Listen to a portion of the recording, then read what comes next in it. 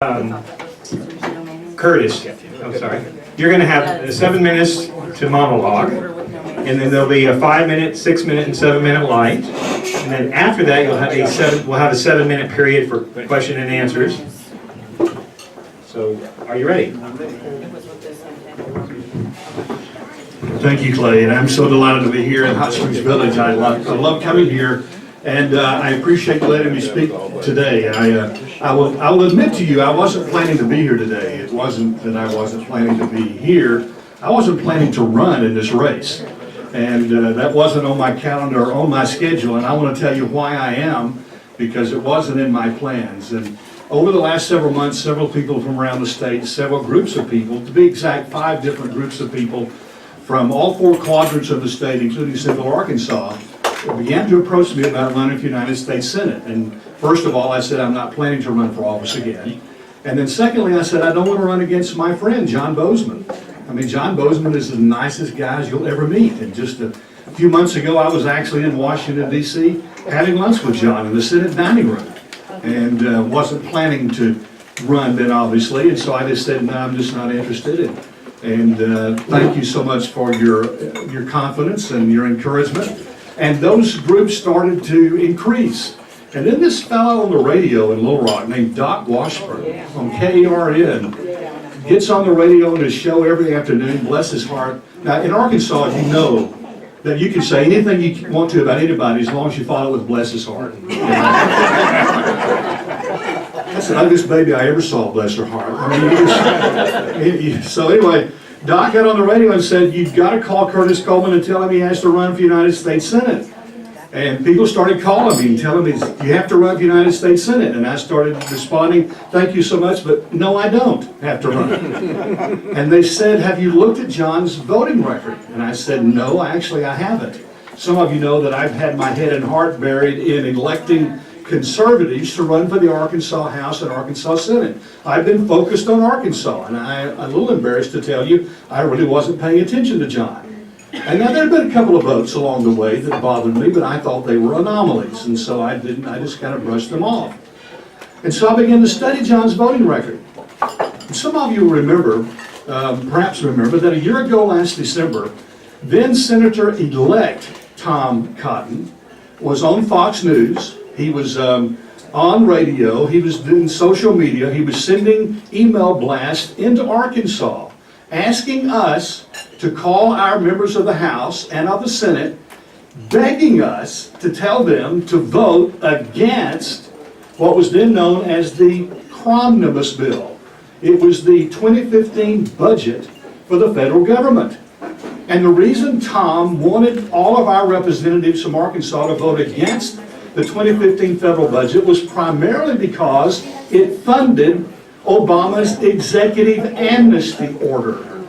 And he wanted that to be stopped. It also funded Planned Parenthood with your tax dollars. It also funded another year of Obamacare. And we all know that the longer we have Obamacare, the longer we're going to have to live with it. And so Tom was begging us to call our representatives and our senators to ask them to vote against the 2015 Omnibus Bill. Well, at that time, I started to say at that time we had 2 senators. We've always had 2 senators as long as we've been a state. One of them was Democrat Mark Pryor, some of you remember Mark, and then it was Senator John Bozeman. Which of those 2 do you think followed Tom Cotton's request and voted against the Omnibus Bill? Neither one of them. Mark Pryor voted for it, John Bozeman voted for it. And I got to tell you, that distressed me. In fact, we have a little internet television station. I devoted an entire show one day to that fact because I was so distressed by it. But I thought it was an anomaly, just an unusual thing for some reason. So I began to study John's voting record even more. And I discovered that in the last 15 years that John's been in Congress, on 7 different occasions, he has voted to raise or increase the debt ceiling. Now I want to ask you, what is the purpose of having a debt ceiling if you raise it every time you hit it?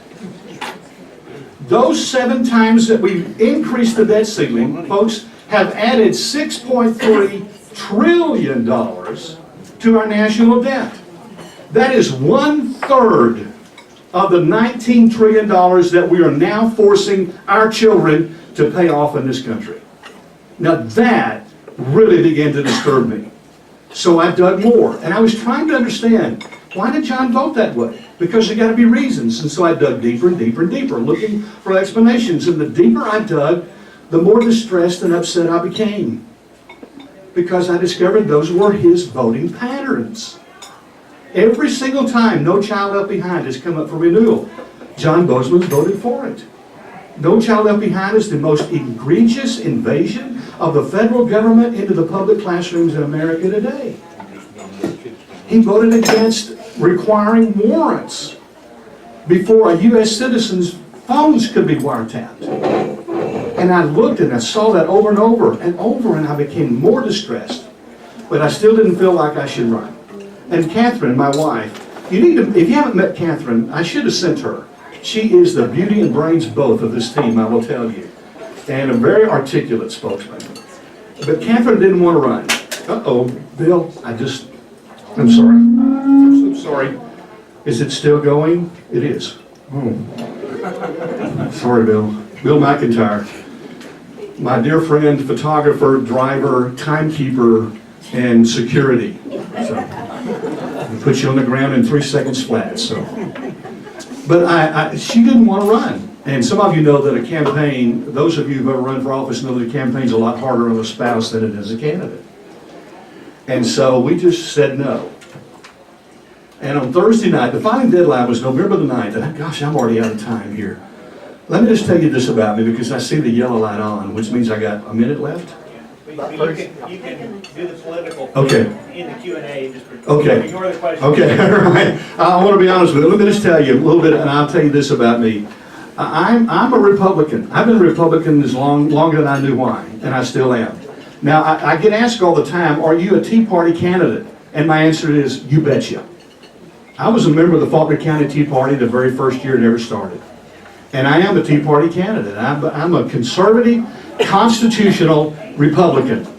I am committed to the Constitution. If you want to know how I'm going to vote as a United States Senator, you need to go read the Constitution. That's how I'm going to vote. And here is my commitment to you. If you elect me to be your United States Senator, and I have to tell you in one sentence what I'm going to do, I am going to fight, and that's the word, folks. In fact, if necessary, I will lead the fight to give you a federal government that is small enough to fit inside the Constitution. And we don't have that today. And I want to be honest with you, folks. I'm not going to go to Washington to go along to get along. That's not my personality and my nature. If you're looking for somebody just to go along to get along, I'm not your guy. But if you're looking for somebody who recognizes that our culture is on the cusp of collapse, and that we need warriors who will fight to recover the constitutional republic that our founders gave us, I'm your guy. But I'm not going to go and get along. And let me tell you the rest of it, my last sentence. I will never vote party over principle, ever. So count on that. Okay. Don't leave. Okay. Now we're at about another 7 minutes for questions, and what I'd like you to try to do is keep each answer to about a minute, so that way we can get 6 questions in hopefully. I'll do my best. And who's first with a question for Curtis Coleman? Okay. Let's see if I can get you partway there, but you might have to stand and get the rest of the way. Yes, I heard this morning that the President of our Senate, the U.S. Senate, Mr. McConnell, is advising members of the Republican Party to not oppose any measures by the President to fight him in any way, because it could endanger the prospects of the presidential election, that they should just sit down and be quiet.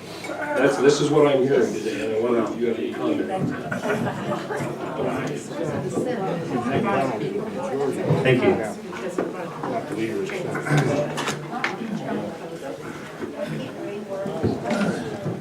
Well, I have not heard that report. I will respond to it as you gave it to me and tell you that nobody I'm supporting for president would support that. Everybody I know that I'm running for president, that I would go for will stand up and fight and recover this country and do what you have to do. I got to tell you folks, you need to know, if I'm a United States Senator, I'm not going to do what Mitch McConnell tells me to do, and I'm not going to vote like Mitch McConnell tells me to vote. I'm going to vote like I'm telling me to vote. I don't work for him. I don't work for the United States government. I work for you. And I will tell you, as a businessman, some of you know that I'm a businessman. We started a little food safety company back in the 90s. I was speaking in El Dorado last night, the most unusual introduction I've ever had. The guy introduced me as a guy who washes chicken legs. We do that, actually. We make them safer for you to eat. But I'm a businessman. It took us 7 years. We have a little food safety company. It took us 7 years to get our first regulatory approval. 7 years and $20 million to get our first regulatory approval. If you want to talk to somebody who knows what it's like to have the federal regulatory boot on his throat, you're looking at him. And who will fight that to stop it, you're talking to him. And but we're not going to do that deal. We're going to fight. And you know, sorry, Mitch, but not working that plan. Come on, don't be shy.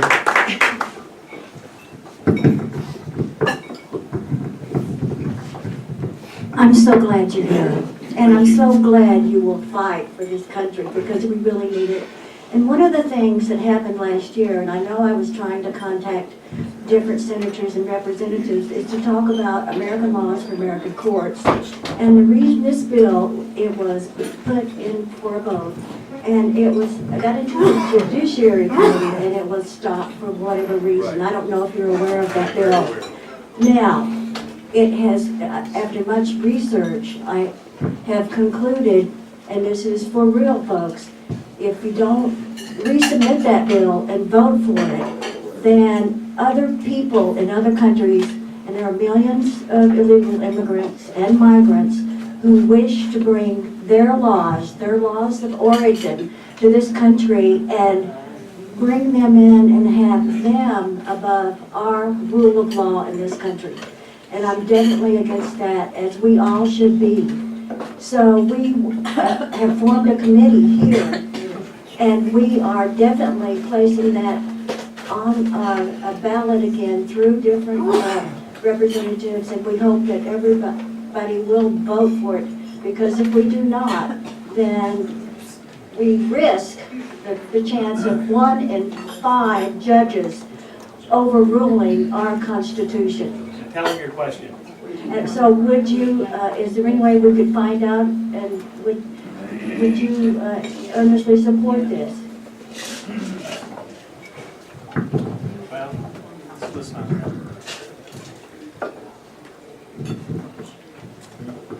Thank you. The question is American law for American courts. And then when I supported, I have aggressively supported. In fact, I wrote some of the research and background papers for the Arkansas legislators who sponsored that bill, including Senator Cecile Bledsoe, State Representative Randy Alexander, and others. And I campaigned aggressively, both in person to legislators as well as on our TV show, to pass American law for American courts. There were 2 misunderstandings about that. One of those was that it discriminated against religion. Folks, Sharia is not a statement of theology. It is a code of law that does not comport with the Constitution of the United States of America. It has no place in America. And the second thing that I got as a businessman about that was that it created problems for companies that do international business. My company does business on 4 continents. And I can tell you that's not the fact. When we negotiate a contract with an international client or associate or customer, we specify in the contract the authority under which those contracts are established.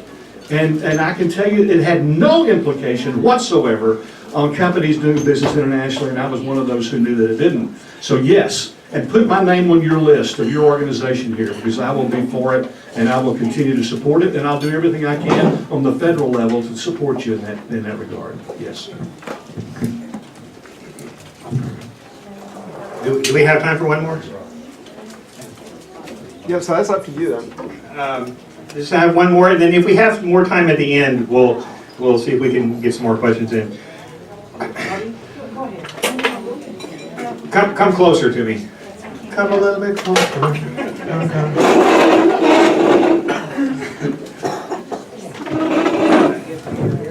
I don't know how pertinent this is, but this would deal with the status of individuals who need government aid.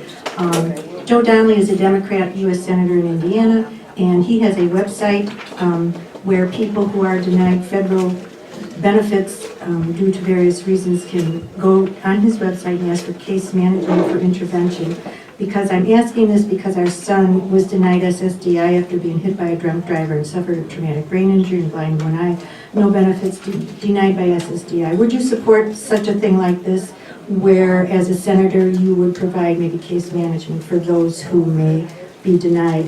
He's been denied for 2 years and he now is a lawyer trying to get SSDI. Would you support something?